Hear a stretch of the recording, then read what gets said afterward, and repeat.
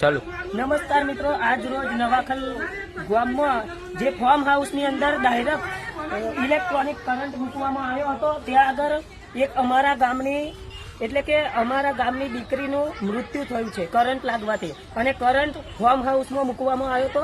તમે જેના દ્રશ્યો પણ વાયરના જોઈ શકો છો. આ તમે જોઈ શકો છો જે વાયર જોઈન્ટ કરેલા હતા, અને જ્યારે દીકરીને કરંટ લાગ્યો ત્યારે વાયર પણ કાપી નાખવામાં આવ્યા છે. ત્યારે એ દીકરી છૂટી અને દીકરીનું હાલ મૃત્યુ થયું છે. અને જે ફાર્મ હાઉસના માલિક છે એ એવું કહેવા માંગે છે કે અમારી જોડે પૈસા છે, તમારો પાવર નહીં ચાલે.